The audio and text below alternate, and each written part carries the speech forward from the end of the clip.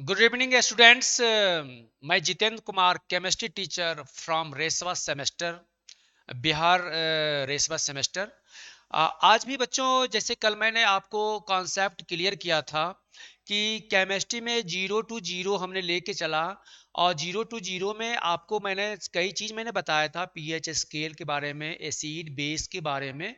तो आज भी केमिस्ट्री में कुछ ऐसे चीज़ बताए जाएंगे जो कि आपको जीरो से ही लिया जाएगा, 0 to 0 करके।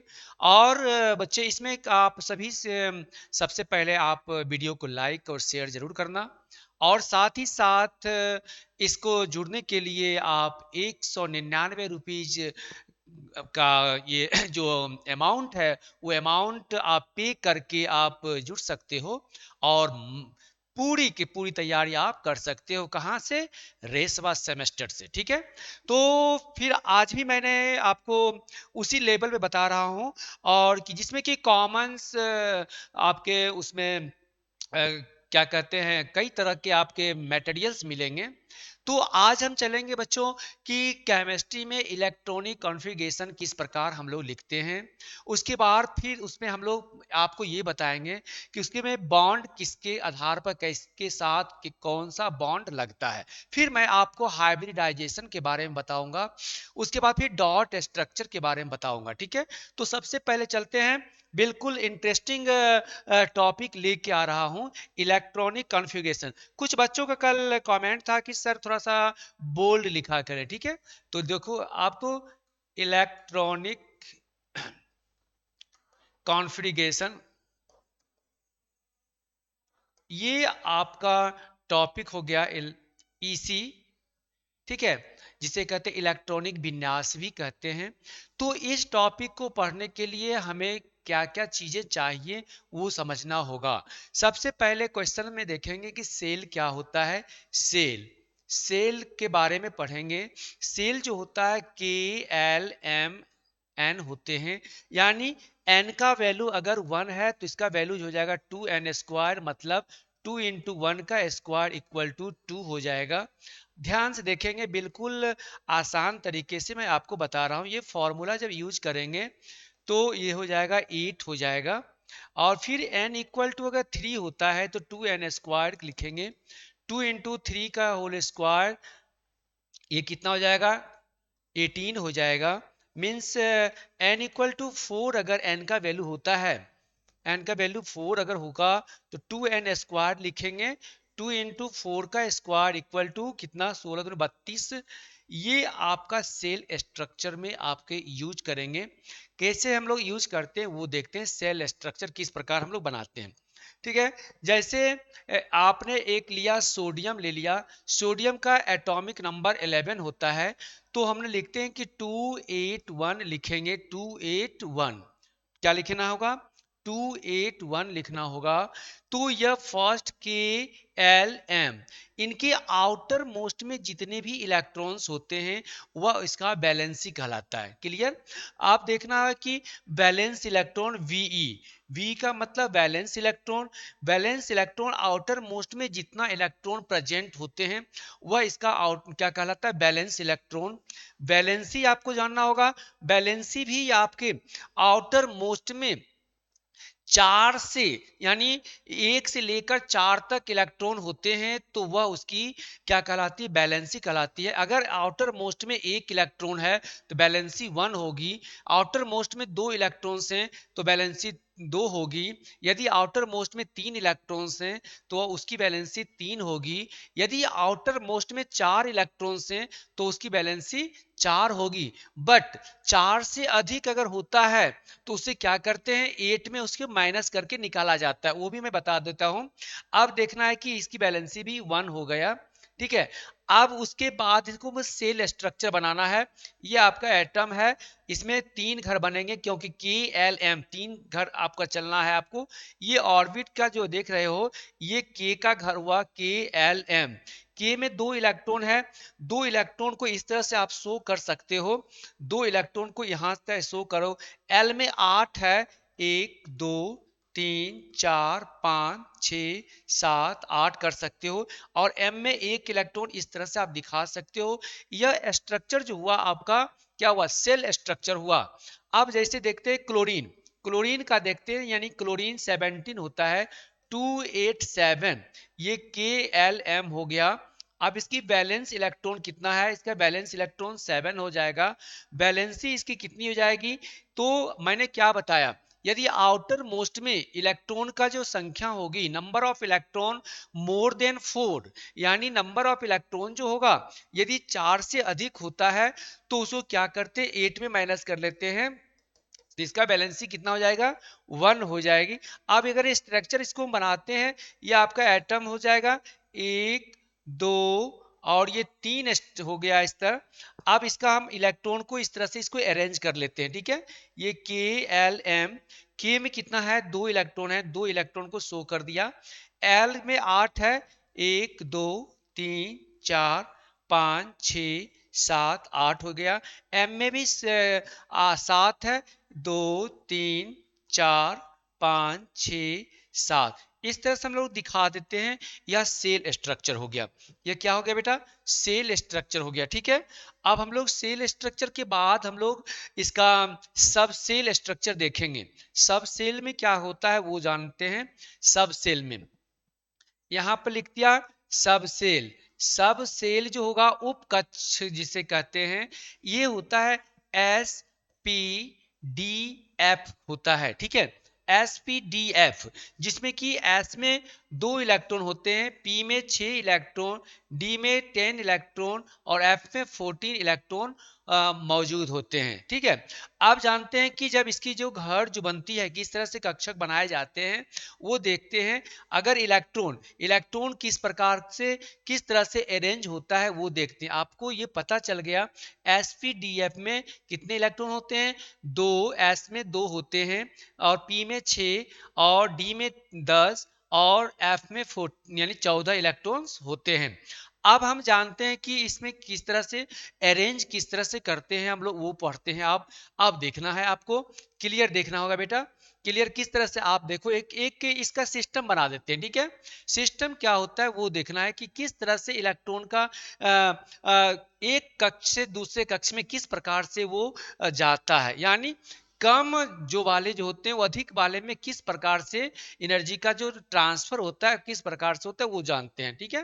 वो एक फॉर्मूले के आधार पर हम लोग जानेंगे, जिसे आसान तरीके से हम लोग लिख सकते हैं, आसान तरीके से हम लोग लिख सकते हैं उसको, ठीक है। देखते हैं कैसे इसको हम बना देते हैं। आपको ये आपको जानना होगा।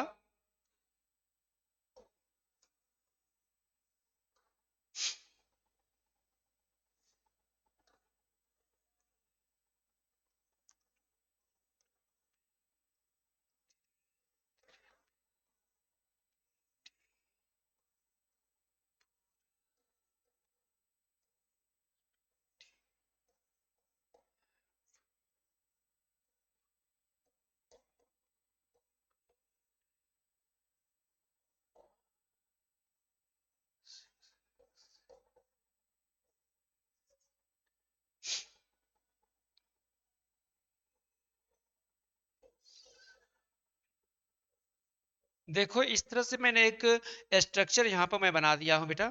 इस स्ट्रक्चर में देखो किस तरह से हम लोग इलेक्ट्रॉन को अरेंज करते हैं, वो अरेंज आप आसान तरीके से आपको सीखना होगा, बिल्कुल आसान। आज मैं जो ट्रिक बता रहा हूँ, इस ट्रिक के माध्यम से आप इलेक्ट्रॉन को भर पाएंगे।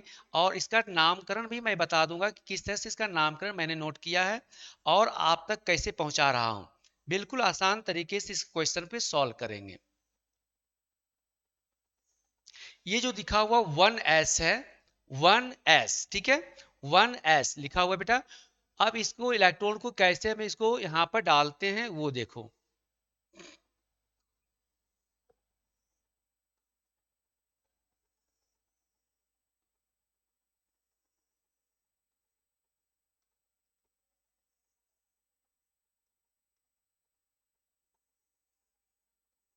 ध्यान से देखते जाएंगे।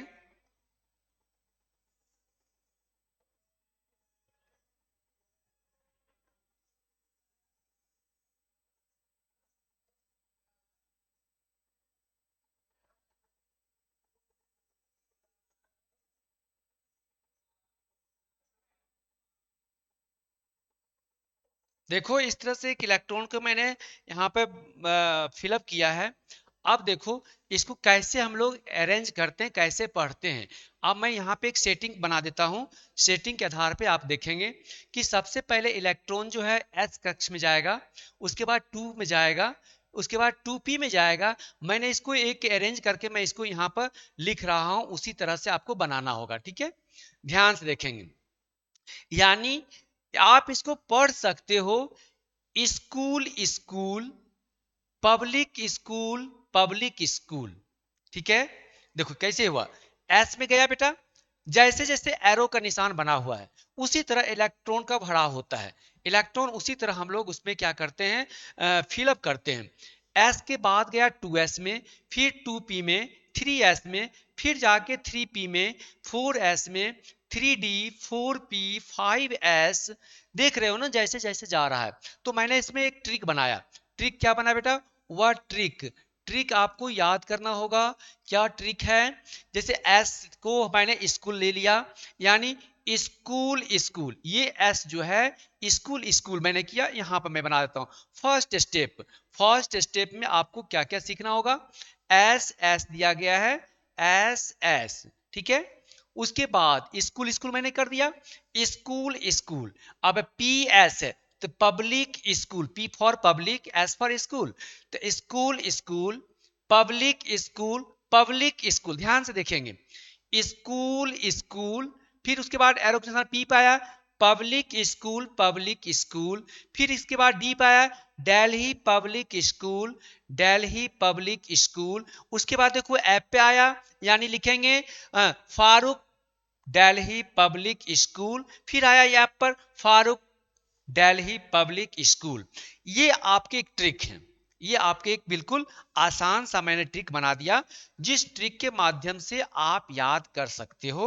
याद इसी के माध्यम से आप करेंगे। ठीक है, अब जानते हैं कि सेल पर किस तरह से सिंपल सा लेते हैं। सिंपल सा 11, सिंपल सा लिया मैंने, सोडियम लिया। सोडियम 11 एटॉमिक नंबर होता है। एटॉमिक नंबर जो है इसका आसान मतलब लिया, छोटा सा लिया। अब देखते हैं, जैसे आप लिखते हो कि 281, ये सेल स्ट्रक्चर पे हो जाएगा, ये सेल पे इसका इलेक्ट्रॉनिक विन्यास लिखा गया। अब जब हम क्या लिखेंगे, सब सेल पे लिखेंगे, ईसी जब निकालेंगे, इलेक्ट्रॉनिक कॉन्फ़िगरेशन जब निकालेंगे, तब क्या लिखेंगे। तो देखो ध्यान से, एस पे हमें 2 इलेक्ट्रॉन देना है, यानी क्या हो जाएगा 1s2। उसके बाद देखो, उसके बाद गया 2s पे, तो 2s2, क्योंकि s में 2 इलेक्ट्रॉन होते हैं, मैक्सिमम 2 इलेक्ट्रॉन रख सकते हैं। ठीक है, उसके बाद 2 के बाद 2p पे आया, तो 2p6, क्योंकि p में दिया गया 6 इलेक्ट्रॉन ना। उसके बाद 3s पे आ रहा है, तो 3s1। क्यों, मैंने यहाँ पे ये भी बताया हूं कि मैक्सिमम 2 इलेक्ट्रॉन हो सकते हैं, अर्थात 1 से 2 तक इलेक्ट्रॉन। p में होते हैं 6 इलेक्ट्रॉन्स होते हैं, यानी 1 से 6 इलेक्ट्रॉन। और d में 10 इलेक्ट्रॉन्स होते हैं, यानी 1 to 10 होते हैं। और f में 14 का मतलब 1 to 14 होते हैं। तो यहाँ पर देखिए काउंट कर लीजिए, 11 हो गया, 6 2 8 2 10 1 11, अर्थात ये आपके क्या सोडियम का इलेक्ट्रॉनिक कॉन्फ़िगरेशन निकल गया। अब देखते हैं इससे क्लोरीन है। क्लोरीन 17 होता है, 287, 287। जब इसका हम इलेक्ट्रॉनिक कॉन्फ़िगरेशन निकालते हैं, तो इलेक्ट्रॉनिक कॉन्फ़िगरेशन के निकालने के लिए क्या करेंगे, यहाँ पर लिखेंगे 1s2, उसके बाद 2s2, उसके बाद 2p6, उसके बाद 3s2 हो जाएगा बेटा। उसके बाद जाएगा p पे जाएगा, p पे जाएगा। आप देखते हैं कितना इलेक्ट्रॉन हो रहा है, 17 इलेक्ट्रॉन होना चाहिए, यानी 2 6 2 8 2 10 2 12, हमें 5 की जरूरत होती है, तो मैंने यहाँ पे 5 लिख दिया। अर्थात आपको समझ में आ गया होगा कि मैक्सिमम इलेक्ट्रॉन 5 होते हैं, सॉरी मैक्सिमम p पे इलेक्ट्रॉन 6 होते हैं। तो 1 to 6 के आधार पर ये 5 आ गया, 5 2 7, 7 6 12 13 14 15 16 17, यानी ये क्लोरीन का क्या निकल गया आपका, इलेक्ट्रॉनिक कॉन्फ़िगरेशन निकल गया, इलेक्ट्रॉनिक विन्यास जिसे कहते हैं। अब देखना है कि कुछ ऐसे तत्व होते हैं जिसका इलेक्ट्रॉनिक विन्यास आपको कैसे निकालते हो। जैसे हुआ कि क्लोरीन, जिसकी जैसे हुआ आपका कॉपर का निकालना होगा तो उसका किस प्रकार आप निकालते हो वो देखो, वो किस तरह से आप देखते हो वो आप निकाल सकते हो। ठीक है, बिल्कुल आसान तरीके से आप निकाल लोगे, जिसमें कि देख सकते हो जैसे आपने यहाँ पर कई तरह के आप देखेंगे, कैल्शियम का 20 होता है, 20 उसका भी आप निकाल सकते हो। ठीक है, क्रोमियम 24, हाँ क्रोमियम का देखो, मैं इस पे और आप देखो ट्रिक वाला चीज आ रहा है, ट्रिक वाला चीज क्या आ रहा है वो जानना है। इसको मैं इरेज कर रहा हूँ, इसी ट्रिक पर मैंने अभी आपको बता रहा हूँ। ठीक है, ये ट्रिक पे आपको बताने जा रहा हूँ, क्लियर आप देखेंगे, देखना होगा यहाँ पर किस तरह से क्रोमियम का निकालते हैं और इसमें क्या क्या बदलाव आ सकते हैं। वेरी इंपॉर्टेंट क्वेश्चंस का ये रूल होगा कि किसमें क्या होता है, अभी मैं आपको क्लियर कर देता हूँ। जैसे एक ये रोचक बनाने के लिए बच्चों इसको इस तरह से बनाया गया है, इस तरह से आपके दिमाग में उतारा जाएगा जिससे आप उसे आसानी से समझ सकते हो। जैसे आप कहीं पे जाते हो वो मतलब ना, तो इस तरह से कैसे नोट करते हो, जैसे क्रोमियम के बारे में मैं लिख रहा हूं यहाँ पर बच्चा, क्रोमियम के बारे में सी आर 24 है, 24 को लिखना होगा। ठीक है, 24 को आपको लिखना होगा। आप इसका इलेक्ट्रॉनिक विन्यास किस तरह से लिखते हो वो देखते हैं।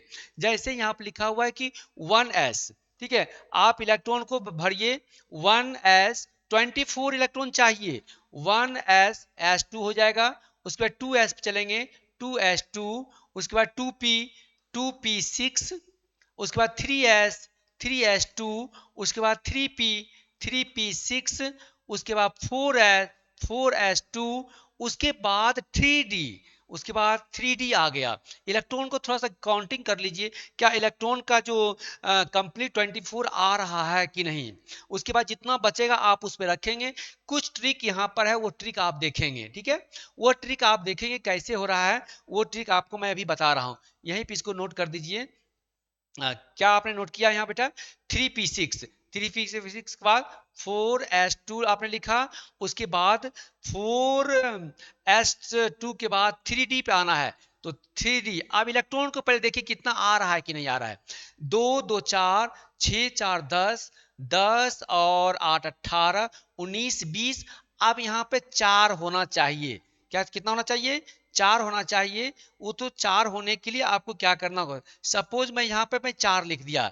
अब क्या है, यहाँ पे सीखना है, लेकिन यह इलेक्ट्रॉनिक विन्यास जो है यह रॉन्ग होगा, इसको सही कैसे करना है वो समझना है। अब यहाँ मामला क्या फंसता है, मामला यही है कि जो एस के पास जो इलेक्ट्रॉन की जो होती है इलेक्ट्रॉन, वह तो 2 होती है मैक्सिमम। ठीक है, और पी के पास कितना इलेक्ट्रॉन होता है, 6 होता है। बट आपको याद रखना होगा कि डी के पास जो इलेक्ट्रॉन का जो होता है 10 होता है, तो डी का कुछ रूल होते हैं। डी का क्या रूल होता है, डी का रूल जो होता है, यहाँ पर 10 इलेक्ट्रॉन होते हैं डी के पास, तो इनका कहना होता है, इनका रूल जो है, यदि इलेक्ट्रॉन हमारे पास अगर 10 रहे या तो फिर आधा रहे, यानी आधा का मतलब 5 इलेक्ट्रॉन हो जाएगा, आधा का मतलब क्या हो जाएगा, 10 का आधा 5, या तो कंप्लीट 10 इलेक्ट्रॉन रहे तो वो सच मतलब स्थिति बना सकता है, या 10 का आधा रहे तो स्थिति बन सकती है। लेकिन यदि 10 से एक इलेक्ट्रॉन कम होता है, एक इलेक्ट्रॉन कम का मतलब ये 9 इलेक्ट्रॉन हो जाएगा, या आधे से एक इलेक्ट्रॉन भी कम होता है, आधे का इलेक्ट्रॉन 5 का 10 का आधा 5, 5 का आधा 4 हो जाता है। अब यहीं पर आपका यहाँ पर क्या करना समझना है, आपको समझना क्या होगा, तो डी का जो रूल होता है, यानी डी में 10 इलेक्ट्रॉन होते हैं, कंप्लीट के लिए 10 इलेक्ट्रॉन अगर होगा तो ठीक है, या आधा इलेक्ट्रॉन होगा तो भी ठीक है। बट यहां पर केसेस क्या हैं, यदि कंप्लीट 10 का आधा हो या 10 हो तो इलेक्ट्रॉन क्या होगा, ये कंफर्टेबल होगा। लेकिन आधे से एक कम या कंप्लीट यानी 10 से एक कम अगर इलेक्ट्रॉन अगर होती है, तो वहां पर वो स्टेबल नहीं होगा, वो स्टेबल वहां पर नहीं हो पाएगा। ठीक है, समझ में आ गई मेरी बात क्या करनी है कि डी के पास 10 इलेक्ट्रॉन होनी चाहिए। यदि इनका कहना है कि कंप्लीट 10 इलेक्ट्रॉन होगा या आधा इलेक्ट्रॉन होगा तो स्टेबल हो जाएंगे, लेकिन कंप्लीट से एक कम अर्थात 10 से एक कम होगा तो 9 इलेक्ट्रॉन होगा, या आधे से एक कम, आधा का मतलब 5, 5 से एक इलेक्ट्रॉन कम होगा तो 4 हो जाएगा। अगर इस तरह से इलेक्ट्रॉन अगर होता है तो वह कंप्लीट नहीं होगा, वह स्टेबल नहीं हो पाएगा। अब देखना है कि मामला कहां है। अब देखो यहां पर, देखो यहां पर क्या लिखा हुआ है, डीप पावर 4 है, तो डीप पावर जब 4 हो गया, जो रूल कह रहा था कि आधे से एक कम, आधा है 5, 5 से एक कम 4 हो गया, तो क्या ये स्टेबल हो पाएगा? नहीं हो पाएगा स्टेबल। तो इन्होंने क्या किया, एक इलेक्ट्रॉन इससे उधार ले लिया। ठीक है, इन्होंने उधार ले लिया, बताया कि भैया एक इलेक्ट्रॉन मुझे दे दो तो मैं स्टेबल हो जाऊंगा। तो ऐसने क्या किया, इसको एक इलेक्ट्रॉन इसको क्या किया, डोनेट कर दिया। तो डोनेट कर दिया, इट मींस क्या हो जाएगा, 1s2 2s2 2p6 3s2 3p6 4s1, क्योंकि दो इलेक्ट्रॉन था s के पास, तो एक इलेक्ट्रॉन दे दिया था, अब इसके पास एक इलेक्ट्रॉन बचा, तो d के पास कितना हो गया, d5। ये आपका कंप्लीट हो जाएगा। इस तरह से आप इलेक्ट्रॉनिक विन्यास निकाल सकते हो। इसी तरह एफ का भी कहना होता है कि एफ में भी 14 इलेक्ट्रॉन होते हैं। कंप्लीट घर करने के लिए इसे 14 इलेक्ट्रॉन की आवश्यकता होती है, या उससे आधा रहेगा तो वो कंप्लीट हो सकता है, आधे का मतलब 7 होगा तो वह कंप्लीट हो जाएगा। तो आप कमेंट करके आपको बताना होगा क्या एफ में कितना इलेक्ट्रॉन रहेगा जिससे कि वह स्टेबल नहीं होगा। आप जल्दी से कमेंट करके इसको बताएंगे। अर्थात एफ का आधा, 14 का आधा 7 हो गया, 7 से कम 6, 7 से कम क्या हो जाएगा 6, और पूरे कंप्लीट 14 है, 14 से कम हो जाएगा 13। यानी अगर 6 इलेक्ट्रॉन रहेगा या 13 इलेक्ट्रॉन रहेगा तो ये स्टेबल नहीं होगा। स्टेबल कब होगा, जब वह कितना इलेक्ट्रॉन होगा इसके पास, या तो 14 होगा या 14 के आधा 7 होगा, तो वह स्टेबल कहलाएगा। समझ में आ गई बात ना। आप देखो एक और इलेक्ट्रॉन के बारे में बता दूं, एक और इलेक्ट्रॉन ये आपका है कॉपर। कॉपर के बारे में देखो, कॉपर 29, कॉपर 29 का निकालना होगा। देखो कैसे इलेक्ट्रॉनिक विन्यास इसका निकालते हैं, इलेक्ट्रॉनिक कॉन्फ़िगरेशन कैसे निकालते हैं। देखो यहां पर देखो क्या लिखा है बेटा, 1s2 2s2 2p6 3s2 3p6 4s2 4s2, ठीक है 4s, कहा गया 4s2 के बाद 3d आ रहा है बेटा, 3d। आप थोड़ा काउंटिंग कर लीजिए, काउंटिंग कीजिए कितना हो रहा है बेटा, 2 2 4 6 4 10 2 12 6 18 19 20, तो यहां पर कितना आ जाएगा, कितना आ जाएगा 20, 9, 9 रखेंगे तो 29 हो जाएगा, 9 रखेंगे तो क्या हो जाएगा बेटा 29 हो जाएगा। अब देखिए क्या 9 इलेक्ट्रॉन यहां पर रह रहा है तो क्या ये स्टेबल होगा, नहीं होगा, क्योंकि मैंने यहां रूल बताया कि आधे से पूरे से एक कम नहीं स्टेबल होगा, या आधे से एक कम तो भी वह स्टेबल नहीं होगा। तो यहां पे स्टेबल करने के लिए क्या करना होगा, आपको आसानी से क्या बताना होगा, जल्दी से कमेंट करके बताइएगा कि यहां पर क्या लिखना होगा, एक इलेक्ट्रॉन इन्होंने क्या किया, इससे डोनेट किए, मतलब ये इससे उधार मांग लिया। उधार जैसे ही मांगा तो इसके पास कितना हो जाएगा, 10 इलेक्ट्रॉन हो जाएगा। अर्थात 10 इलेक्ट्रॉन का मतलब ही हुआ कि यहां पर क्या स्टेबल हो जाएगा, ये कंप्लीट रूप से स्टेबल होगा। यानी लिखना पड़ेगा 1s2 2s2 2p6 3s2 3p6 4s1 और 3d10 हो गया। ठीक है, अब इसको आप आगे पीछे लिख सकते, इसको इसके जगह पर लिख सकते हो और इसको इसके जगह पर लिख सकते हो, कोई प्रॉब्लम नहीं होगा। आपका इलेक्ट्रॉनिक विन्यास इस तरह से आप एक्सेप्शन निकाल सकते हो। बार बार क्वेश्चन पूछता है क्रोमियम का और कॉपर का कि इसमें फंसाने वाला है।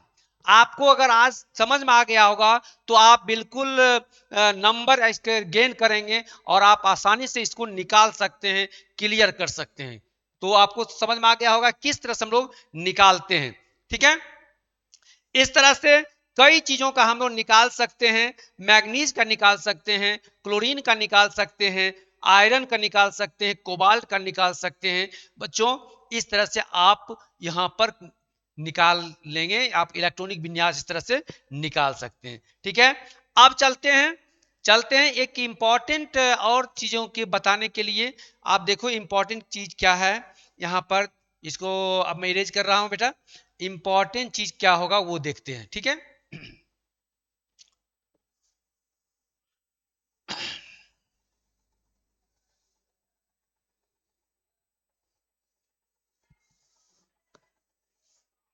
समझ में आ गई बात ना, समझ में आ गई, क्लियर हो गया कि आज के बाद आपको ये भूलना नहीं होगा कि इलेक्ट्रॉनिक विन्यास किस तरह से आपको निकालना होगा। ट्रिक क्या था, मैंने क्या बताया था, ट्रिक ट्रिक एक बार मैं नोट कर देता हूं, आप लोग भी नोट कर लीजिए। वो ट्रिक क्या, ट्रिक याद रखेंगे क्लियर हो जाएगा। जैसे है कि फर्स्ट नंबर में आपको याद क्या करना होगा, स्कूल स्कूल। ठीक है, यहां लिख देता हूं स्कूल स्कूल। ठीक है, स्कूल स्कूल आपने लिखा। दूसरे नंबर में आपको याद क्या करना होगा, public school public school public school public school. तीसरे नंबर में आपको याद क्या करना होगा, तीसरे स्कूल स्कूल हो गया, पब्लिक स्कूल कर दिया, दिल्ली पब्लिक स्कूल। ठीक है, दिल्ली पब्लिक स्कूल। फिर है आपका दिल्ली पब्लिक स्कूल, ये याद करना होगा। चौथे नंबर में आपको याद क्या करना होगा, पुनः दिल्ली पब्लिक स्कूल आपने याद कर दिया ना। Farooq Delhi public school, Farooq Farooq Delhi public public school. ठीक है, एकदम आसान तरीके से याद कर लेना है, फिर उसी को दोहरा देना है, फारूक दिल्ली दिल्ली पब्लिक स्कूल। अब देखिए, अब मैंने यहां पे इंडिकेट कर देता हूं आसान तरीके से। एस फॉर, ये एस पहला हो गया, सेकेंड हो गया, पी थर्ड, फिर ये एस, फिर ये पी, फिर ये एस है। ध्यान से देखना होगा, ये ट्रिक अगर आपको याद हो जाएगा तो आप कभी भी किसी भी क्या कहते एलिमेंट का आप निकाल सकते हैं। ठीक है, इलेक्ट्रॉनिक विन्यास आप निकाल सकते हैं। ये एस है बेटा, ये फारूक भी एफ हो गया, दिल्ली का हो गया, ये हो गया। समझ में आ गई बात ना। अब ध्यान से देख लो, ये ट्रिक, इसी ट्रिक के माध्यम से आपको याद करना होगा, जिसमें लिखा हुआ है कि school school public school Delhi public school, Farooq Delhi public school. तो ये ट्रिक जो है बिल्कुल इनर्जेटिक ट्रिक है। इसी ट्रिक के माध्यम से हम क्या निकाल सकते हैं, किसी भी एलिमेंट को निकाल सकते हैं, उसका इलेक्ट्रॉनिक विन्यास निकाल सकते हैं, और उस इलेक्ट्रॉनिक विन्यास के मतलब प्रोसेस के अनुसार से हम कई तरह के क्वेश्चन को सॉल्व कर सकते हैं। ठीक है, तो अब चलते हैं कुछ बॉन्ड के बारे में, बॉन्ड किस तरह से होता है। और बच्चों आपकी live classes, daily live classes 6 PM start होगी, और उसमें आपको मैं कोर्स यानी जो chapter wise course, full length course जो होगा, वो आपके एक्सप्लेनेशन PDF और आपके important notes with numerical questions आपके लाइव क्लासेस के माध्यम से दी जाएंगी। ठीक है, तो आज भी आपको जीरो से मैंने उठाया, जीरो से मैंने आपको स्टार्ट करा, क्योंकि केमिस्ट्री जो होती है बहुत ही रोचक सब्जेक्ट होती है। अगर आपने उससे दिल लगा लिया तो आपकी रिएक्शन आपकी बन जाएंगी। ठीक है, तो चलते हैं दोस्तों, अब नए चीजों के लिए चलते हैं। यहां पर देखेंगे, कि आप क्या बताना था आपको कि बॉन्डिंग किस प्रकार से होती है। ठीक है, बॉन्डिंग, बॉन्ड, ये बॉन्ड जो होता है, बॉन्ड कितनी तरह के होते हैं, बॉन्ड जो होता है वो 4 प्रकार के होते हैं। कोवेलेंट बॉन्ड, कोवेलेंट बॉन्ड, दूसरा होता है, सॉरी आयनिक बॉन्ड पहले लिखिए, आयनिक बॉन्ड लिखेंगे पहले, पहले आयनिक बॉन्ड कर दीजिए, ठीक है। आयनिक बॉन्ड, कोवलेंट बॉन्ड, यहां लिखेंगे आयोनिक बॉन्ड, दूसरा होता है कोवेलेंट बॉन्ड, और थर्ड जो होता है कोऑर्डिनेट, कोऑर्डिनेट बॉन्ड होता है, और चौथा होता है वह हाइड्रोजन बॉन्ड होता है, हाइड्रोजन बॉन्ड होते हैं, ठीक है। ये आपके चार तरह के बॉन्डिंग होते हैं। आपने देख लिया आयनिक बॉन्ड। अब ये आपको जानना होगा, आयनिक बॉन्ड को इलेक्ट्रो वैलेंट बॉन्ड भी कहते हैं, इलेक्ट्रो इलेक्ट्रोवैलेंट इलेक्ट्रोवैलेंट बॉन्ड भी कहा गया है, ठीक है। आप यहाँ पर बॉन्ड चार तरह के होते हैं, ionic bond, covalent bond, coordinate bond and hydrogen bond. तो सबसे पहले आपको जानना होगा कि ये फर्स्ट जो आपके टॉपिक हैं, आयोनिक बॉन्ड क्या होता है। आयोनिक बॉन्ड जिसे इलेक्ट्रोवैलेंट बॉन्ड भी कहते हैं, इलेक्ट्रोवैलेंट बॉन्ड भी कहा गया है। इसमें क्या होता है, इलेक्ट्रोवैलेंट बॉन्ड में क्या होता है कि इलेक्ट्रॉन का ट्रांसफर होता है, ट्रांसफर ऑफ इलेक्ट्रॉन, यानी ट्रांसफर ऑफ इलेक्ट्रॉन इसमें होते हैं, यानी ट्रांसफर ऑफ इलेक्ट्रॉन, इलेक्ट्रॉन को ट्रांसफर किया जाता है। इसमें इलेक्ट्रॉन का क्या होता है बेटा, ट्रांसफर होता है। तो कैसे ट्रांसफर होता है उसके माध्यम से चलते हैं। जो इलेक्ट्रॉन डोनेट करता है, जो इलेक्ट्रॉन डोनेट करता है उस पर पॉजिटिव चार्ज होते हैं, जो इलेक्ट्रॉन को एक्सेप्ट करता है उस पर निगेटिव चार्ज होते हैं। वह हम लोग एग्जाम्पल के माध्यम से देखेंगे। जैसे यहाँ पे एग्जाम्पल, ये एक छोटा सा एग्जाम्पल मैंने लिया, एक कंपाउंड NaCl। NaCl को हमने चेक कर रहा हूं कि NaCl किस तरह से आपस में वो बॉन्ड किया गया है, किस तरह से वो आपस में बंधे होते हैं। तो यहाँ पर जानना है कि Na के पास 11 इलेक्ट्रॉन, यानी ये 2 8 1 हो जाएगा। क्लोरीन के पास 17, 2 8 7 हो जाते हैं। तो इनके आउटर मोस्ट में एक इलेक्ट्रॉन है और क्लोरीन के आउटर मोस्ट में 7 इलेक्ट्रॉन्स होते हैं। यहाँ पर देखना होगा Na के पास 1 इलेक्ट्रॉन हो गया, क्लोरीन के पास 7 इलेक्ट्रॉन हो जाएंगे। इस तरह से आप इसको दिखा सकते हैं, ठीक है। इस तरह से आप इलेक्ट्रॉन को शो करेंगे। मैंने क्या बताया कि इसमें ट्रांसफर ऑफ इलेक्ट्रॉन होता है। यहां पर मैंने इसका डिफिनीशन मैं बता दिया, ट्रांसफर ऑफ इलेक्ट्रॉन। तो इन्होंने क्या किया, इलेक्ट्रॉन एक ये इसको दे देगा तो ऑक्टेट का रूल फॉलो करेगा। यहाँ पे ऑक्टेट का रूल जब फॉलो करेगा तो यहाँ पर इसके पास कितना इलेक्ट्रॉन हो जाएगा, 8 हो जाएगा। जो इलेक्ट्रॉन को देता है, यानी जो देने वाला होता है वह क्या होता है, किंग होता है। वह क्या कहलाता है, पॉजिटिव, उस पर आयन आप चार्ज लगाते हो। और जो इलेक्ट्रॉन को ग्रहण करता है, जो एक्सेप्ट करता है, वह उस पर निगेटिव चार्ज होता है, यानी माइनस लगाते हैं। अर्थात एक इलेक्ट्रॉन अगर एक्सेप्ट किया तो एक माइनस लगेगा यहाँ पर। अब आपको पता है कि रिएक्शन जो होता है, जो एक पॉजिटिव और एक निगेटिव अगर होते हैं तभी जाके वहां पर क्या होते हैं, आपस में क्या होते हैं, रिएक्ट कर जाते हैं, मतलब अट्रैक्शन हो जाता है वहां पे ना। यानी अल्टरनेट, अल्टरनेट में अट्रैक्शन होता है और सेम कंडीशन में क्या होता है, रिपल्सन होते हैं। तो यहाँ पर अल्टरनेट है, एक पॉजिटिव है एक निगेटिव है, तो ये दोनों आपस में जब आपस में मिला तभी जाके ये क्या बनाया, NaCl का निर्माण हुआ। NaCl का यहाँ पर क्या हो गया, निर्माण हो गया, फॉर्मेशन हो गया। बच्चा आपको ये जानना होगा कि किस तरह से आपने यहाँ पर रिएक्शन को कंप्लीट कर रहे हैं, ठीक है। अब देखो नेक्स्ट जैसे होता है, जैसे कि मैग्नीशियम क्लोराइड, मैग्नीशियम क्लोराइड है। तो मैग्नीशियम क्लोराइड के लिए यहाँ पर आपको जानना होगा कि मैग्नीशियम के पास 12 होते हैं, क्या होते हैं, 12 होते हैं, इलेक्ट्रॉन्स होते हैं। तो 2 8 2 हो जाएगा। क्लोरीन आपको 17 होता है, 2 8 7। इनकी आउटर मोस्ट में 2 इलेक्ट्रॉन, इनकी आउटर मोस्ट में 7 इलेक्ट्रॉन होते हैं। अब आपको दिखाना क्या होता है कि यहाँ पर Mg के पास 2 इलेक्ट्रॉन हो गया, इस तरह से 2 इलेक्ट्रॉन कर दिया। यहाँ पर क्लोरीन देख लो 2 एटम्स हैं, तो एक क्लोरीन यहाँ पे शो कर दो, एक क्लोरीन यहाँ पे शो कर दीजिए। अब दिखाना क्या होगा यहाँ पर कि इलेक्ट्रॉन के इस तरह से 7 इलेक्ट्रॉन दिखाएंगे। क्यों? क्योंकि इनके आउटर मोस्ट में 7 इलेक्ट्रॉन्स होते हैं। अब इनके भी 7 इलेक्ट्रॉन को इस तरह से दिखा दिया। अब क्या शो करना होगा यहाँ पर? यहाँ पर क्या किया कि इलेक्ट्रॉन को क्या करना, ट्रांसफर करना है। तो इन्होंने एक इलेक्ट्रॉन को यहाँ पे ट्रांसफर किया, एक इलेक्ट्रॉन को यहाँ पे ट्रांसफर किया, क्योंकि मैग्नीशियम जो है दोनों क्लोरीन के एटम को एक एक इलेक्ट्रॉन क्या किया, दान में दे दिया।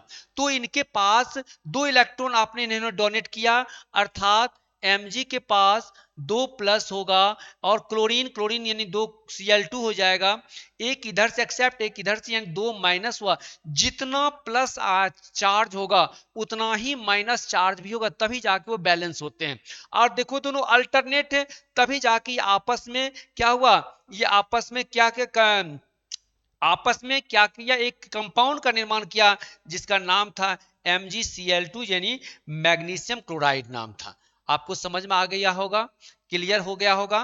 अब देखते हैं बच्चा, अब देखते हैं कि नेक्स्ट जो आपका जो था कोवेलेंट बॉन्ड। कोवेलेंट बॉन्ड क्या होता है? कोवेलेंट बॉन्ड क्या होगा, ठीक है। कोवेलेंट बॉन्ड सेकेंड जो है, इसमें जो होता है इसका डिफिनीशन आप याद करेंगे आसान तरीके से, यानी sharing of electron. Sharing of electron, इसमें इलेक्ट्रॉन का शेयर किया जाता है, इसमें इलेक्ट्रॉन का शेयर होता है। वहां पे था ट्रांसफर ऑफ इलेक्ट्रॉन, बट यहां पर आपका क्या करना है, शेयरिंग ऑफ इलेक्ट्रॉन। इलेक्ट्रॉन को शेयर करेंगे, कैसे शेयर करेंगे वो जानते हैं।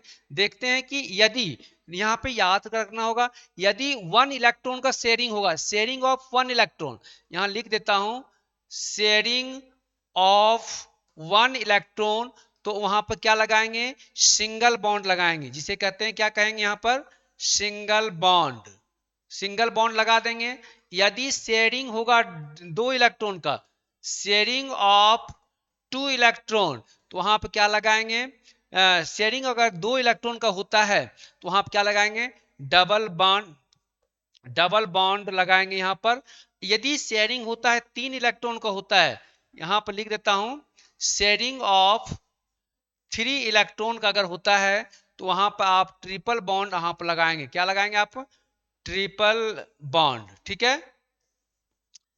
आपको समझ में आ गया होगा कि किस तरह से कहां पर कैसे बॉन्ड लगते हैं, देख सकते हो आप, स्क्रीनशॉट ले सकते हो, ठीक है। अब देखते हैं कि कैसे इसको यूज करते हैं, हम लोग उसको देखते हैं। जैसे एग्जांपल में देखते हैं कि हाइड्रोजन के 2 एटम्स हैं, यानी एक हाइड्रोजन इधर है, एक हाइड्रोजन इधर है, आपस में किस तरह से शेयरिंग हो रहा है वो जानते हैं। ये हाइड्रोजन हो गया, इनके पास एक इलेक्ट्रॉन है, इनके पास भी एक इलेक्ट्रॉन, और ऑक्टेट का रूल जो होता है वो या तो 8 इलेक्ट्रॉन होना चाहिए या हीलियम की तरह उसमें होना चाहिए 2 इलेक्ट्रॉन। तो यहाँ पर देखो एक एक इलेक्ट्रॉन का शेयरिंग हुआ, इट मीन्स यहाँ पर सिंगल बॉन्ड लगेगा। यहाँ पर मैंने पहला केस को आपने सॉल्व करा दिया, ठीक है।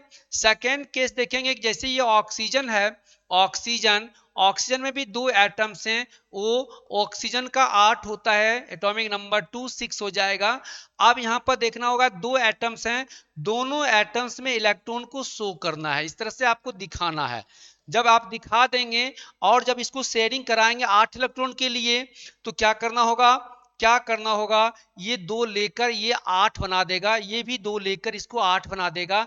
इट मीन्स इनके बीच में डबल बॉन्ड होगा, क्योंकि ये दोनों इलेक्ट्रॉन, सॉरी ये दो, एक इसको यहां से लेके जाएगा, ठीक है। यहां देखो, ये यहां से कट पहले करो, इसको ऐसे कर लो, वहां पे 8 इलेक्ट्रॉन की आवश्यकता होनी चाहिए बेटा, 8 इलेक्ट्रॉन की आवश्यकता होनी चाहिए, तभी जाके वो कंप्लीट होगा। जैसे ये ऑक्सीजन है और ये ऑक्सीजन है, दोनों तरफ आपकी यहाँ पे 6 इलेक्ट्रॉन, क्योंकि आउटर मोस्ट में 6 इलेक्ट्रॉन है। आप यहाँ देख सकते हो, इस तरह से शो करा दिया। अब यहाँ पर क्या किया, 6 इलेक्ट्रॉन है, 2 इलेक्ट्रॉन लेके 8 बना लिया। इसी तरह से यह भी 2 इलेक्ट्रॉन लेके 8 बना लेगा, तो यहाँ पर डबल बॉन्ड होगा, क्योंकि यहाँ पर 2-2 इलेक्ट्रॉन का शेयर हो रहा है। अब चलते हैं जैसे नाइट्रोजन के लिए, नाइट्रोजन में भी 2 एटम्स हैं, N और N दिया गया है, N का 7 होता है, तो 2 2 5 हो जाएगा। आउटर मोस्ट में 5 इलेक्ट्रॉन हैं, आउटर मोस्ट में 5 इलेक्ट्रॉन हैं, तो यहाँ पर दिखाना होगा ये नाइट्रोजन है आपका।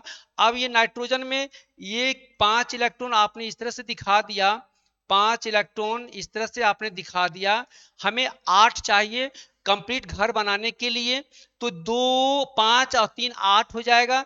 सेम कंडीशन इसमें भी होगा, यहाँ पर 3 इलेक्ट्रॉन का शेयर एक दूसरे के साथ हो रहा है, अर्थात यहाँ पर ट्रिपल बॉन्ड यूज होगा।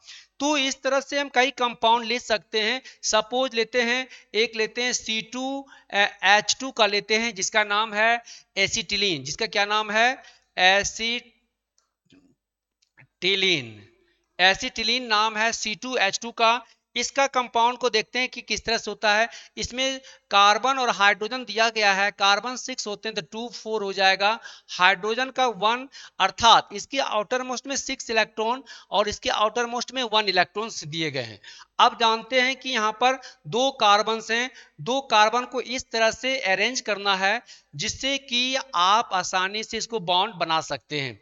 अब यहाँ पर देख सकते हो कि मैंने कार्बन की वैलेंसी यहाँ पर क्या है, आउटर मोस्ट में तो कितना दिया गया है? 4 दिया गया है, तो 4 आप यहाँ रखेंगे, 1 2 3 और ये 4।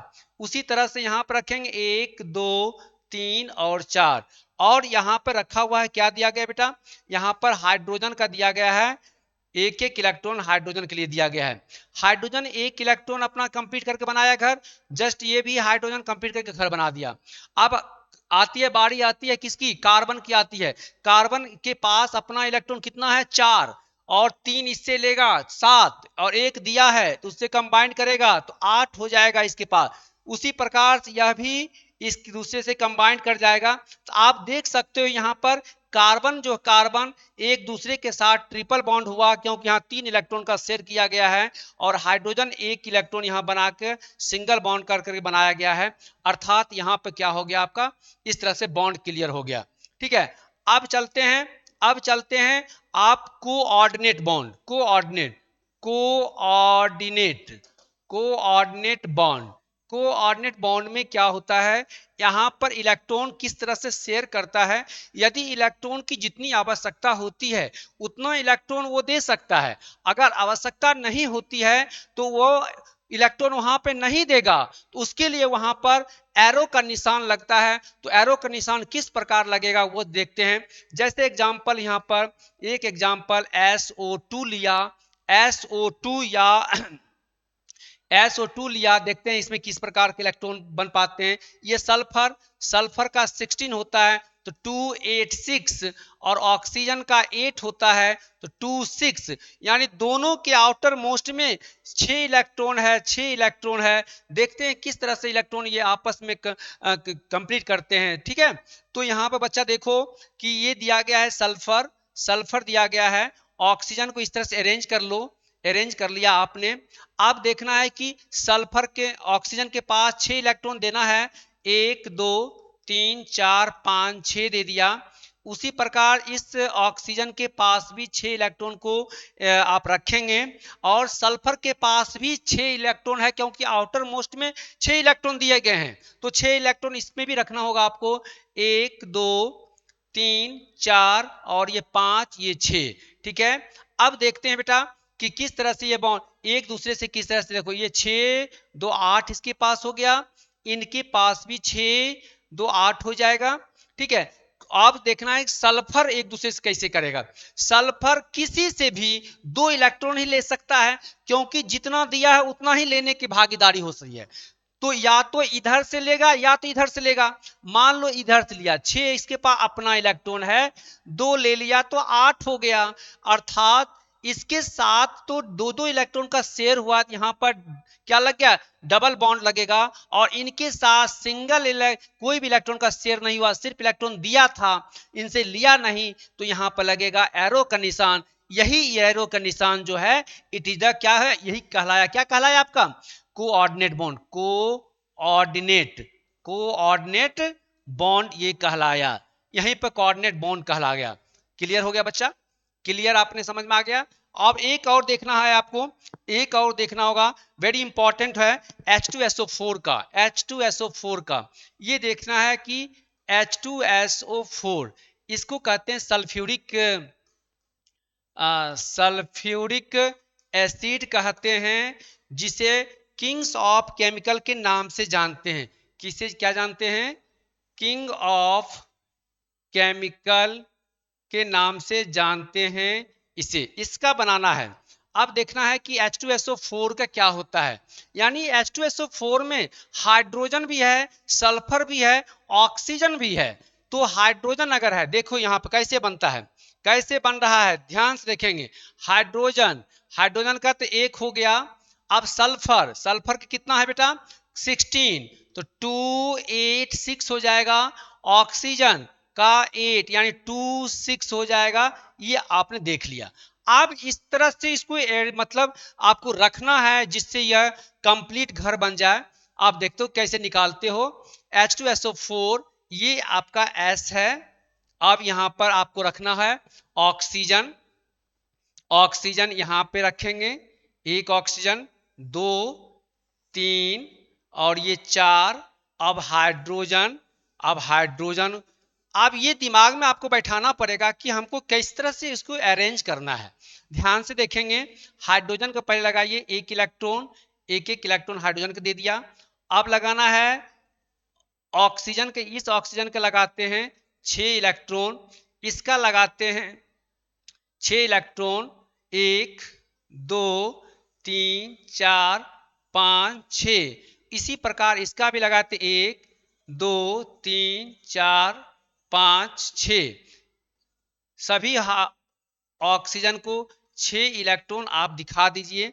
अब उसके बाद आपको क्या करना है, करना क्या होगा, यहां पर आप सल्फर को भी 6 इलेक्ट्रॉन दिखाना होगा। सल्फर को दिखाना होगा, एक इलेक्ट्रॉन सल्फर का, एक, ये 2, और 3, 4, 5, 6।